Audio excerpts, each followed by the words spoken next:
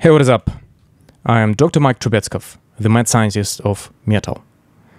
Today I want to talk a little bit more about my story, how Dr. Mike Trubetskov originated through doctorate degree in biochemistry and molecular biology into making metal in the light of the current events that take place in Russia and Ukraine. Now, this is obviously completely raw and unedited, and I am absolutely distressed, heartbroken, and pretty much powerless within the light of the current situation. My soul and heart aches so much for the people of Ukraine and for the people of Russia too, who in majority are innocent civilians not supporting Putin's regime. And I guess, as powerless as I am, my only helpful way to contribute to the hopefully positive outcome of all of this around is to shed some light, some inner perspective on what is going on and why and how. Because I know that you guys, English-speaking community in music and in heavy music particularly, do not fully understand the scope of events and how things actually work. So it makes a little bit of sense to talk more about why I've been through this journey, why I moved from Russia to Australia in 2014, why I went through doctorate degree in biochemistry and molecular biology to completely disregard it, quit the field, and pursue music, heavy music production particularly. This story begins with me being passionate about music since I was a kid. I am a classically trained piano player, and I wanted to be a musician pretty much since I started to use my brain properly, since the age of whatever it is, 5, 10. I played in bands in Moscow, and we recorded albums and toured with Killswitch Engage. That was my highlight. However, this is something that not many of you realize. I realized early on that any life that I want to come with in Russia would not be fully possible within the scope of Putin's government, which was already the case. I started to think about immigration and possible routes abroad in 2012. And again, not many of you know that in 2012, there was quite a situation in there. Hundreds of thousands of people were on the streets protesting against Putin's regime. And there was a chance to change everything. However, Putin, with his smart and cruel movements, killed one of the leaders of Russian opposition, Boris Nemtsov, and all the protest movement was scared and pretty much went down because of that. If not, we could have seen a different future and different outcome for what it is now. Here is what it took me to actually move from Russia. I went to the United States to do a joint master's degree in my studies. I was a physicist and biological physicist at the time. After living in the US for 4 months, I started to look for a university that would accept me for doctorate studies. And University of Melbourne in Australia was the first one willingly accepting me to do so. I was very happy, and still I'm very grateful that I got accepted. Once I came down, though, within pretty much 6 months' time, I realized that the nature of studies that I'm undertaking and the activities that I do are not something that I'm openly keen to do. And it started to progress as a downward spiral back then, straight away. I had my relationships with my supervisor gradually worsening until they became pretty much unbearable. However, that's something that you need to know. I had no choice.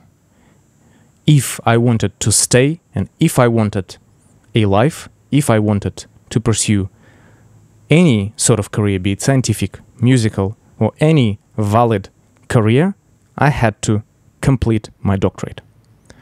Back in the day, that was around 2015, maybe 2016, there was a clear pathway for immigration in Australia after doing a doctorate. So that was my naive and sincere hope that I can persevere through bad relationships with my supervisor, through, actually, let's call it what it was, bullying. I was bullied in my lab, and I was used as a slave labor to publish a high-profile journal publication. And I've done all of that, sacrificing my health, my mental health particularly, and somewhat physical health as well, which I still am recovering from to the current day. But I had to do it. I had to. There was no other choice. And, you know, for us Russians, we are used to persevering. We're used to putting all the determination that we can into something that will pay off. We're used to it. Through history, through our parents, through wars that we took. As relationships within my lab got worse and worse, as I was asked to do more and more with no return and treated like a slave, as I mentioned before. And I'm sorry to, you know, come with all of these revelations, but honestly, there is no other word for it. Simply none. It was what it was. This is objective. I even have a little notebook depicting all the meetings with my supervisor, all the events and all the sayings that came my way, so that if stuff went down, I could have demonstrated any sort of proof towards it. I actually tried a couple of times. I visited certain student organizations with no outcomes, because the scientific field isn't well regulated. So that's how it went. I went to do doctorate 9 to 5, went back home absolutely drained, and I was building my studio as something that I was truly passionate about, and I found that I was actually charged with positive energy after working 6 to 10 in my studio. Again, this may sound fantastic to some of you. This may sound like something that I'm bragging about, but it's just reality. I have my calendar entries depicting the amount of sessions I've done, and some of you have worked with me throughout that period, so you actually know that this is truth. Moving forward, in around 2016, the pathway to get permanent residency and stay in Australia and quit the field that I don't like and just do music, as some of you would have considered too, that pathway was just closed by Australian government. My occupation for immigration was taken out from the list of required occupations for immigration, and I was simply left with nothing. And I had to make a decision whether I continue in the field, whether I work with people who I cannot stand, or whether I come back. At a time, relationships with Russia were tightening and getting worse and worse, and I could see from far out that the Putin's regime is going to end up in a catastrophic events of some sort, be it yet another fall of the country, similar to Soviet Union fallout, or something else, pretty much what we see today. So my wife and I, we decided to persevere and still break through this. We started to apply for different occupations, as I had hopes that my qualifications by being a biophysicist or medical physicist in some regard would be considered. None worked. None. We applied for, I don't want to misinterpret the information, but I would say at least 4 or 5 skill assessment procedures, and all of them have failed. I was absolutely desperate, because my only way to work in music industry, which was picking up for me at a time, was to stay here. The problem was I was trapped in my degree. I was trapped in doing something that I hated pretty much.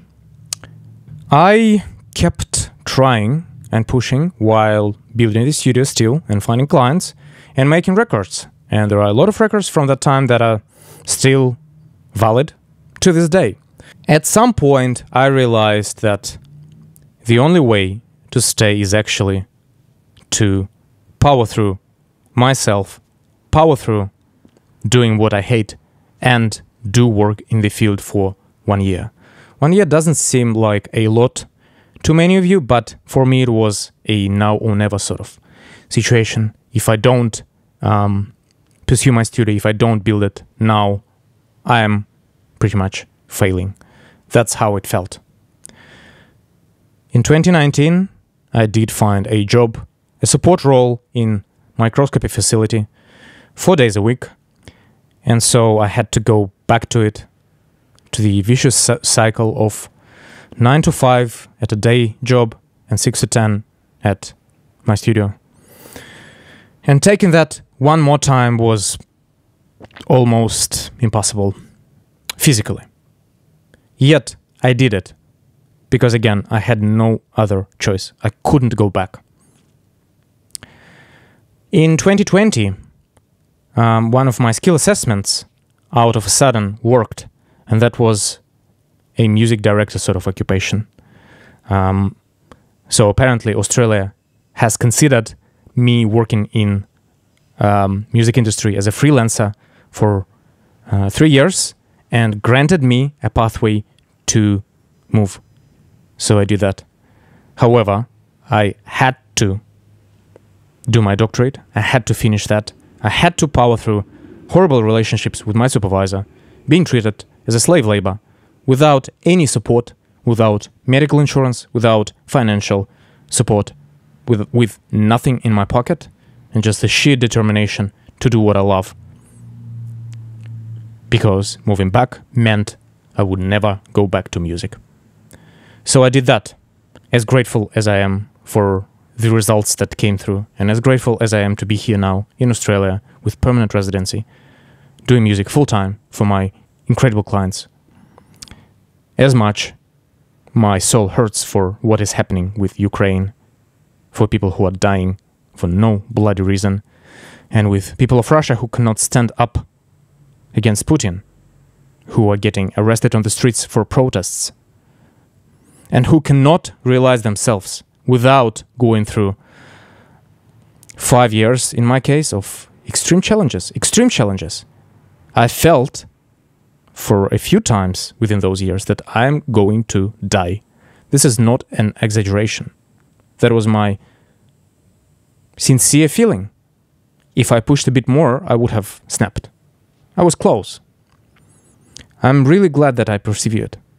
But I guess my take on what is going on is today we can see the culmination of Putin's regime. Today we can see the cruelty and the war, absolute lack of freedom, absolute lack of human rights, and just pure insanity, madness, blood, war. And again, I'm rather powerless. All I can do is sit here and talk. But I think even that is helpful. I want you to know what it takes to move from Russia. I want you to know what Russia is. I want you to know who Putin is. He's a murderer. He's a criminal. He's insane. And all I want right now in this moment is for him to go down and for the war to end. I don't know how to conclude this. I just want this to end, and I hope that you guys understand us, Russians. We have nothing to do with this. Although some of you think that we have nothing to do. I think we do have something to do with that. We could have protested better. We could have taken him down earlier, and then the war wouldn't have happened. One of the reasons that I moved is I knew that the regime would be worse and worse every day, every month, every year. And us Russians, we do not separate ourselves with our government that much, especially within the scope of what is going on today. We ache and hurt, and we feel for everyone involved, especially Ukrainians. Have a lot of Ukrainian friends here with Ukrainian heritage or born in Ukraine. And I just cannot stress enough how heartbroken they are. And I knew that if I stayed, I couldn't be thoughtless about it. I would have been involved in protests. I probably would have been arrested multiple times. And you know, as much as I want to change things, I realize that my role in this life, my true meaning is to make music and help artists realize their heavy music goals. And instead of protesting, I'd much rather do that and help people bring value through that process. Therefore, I'm here. I hope that you can relate to this. I hope that this was somewhat helpful. And I hope this to end soon. Cheers and peace.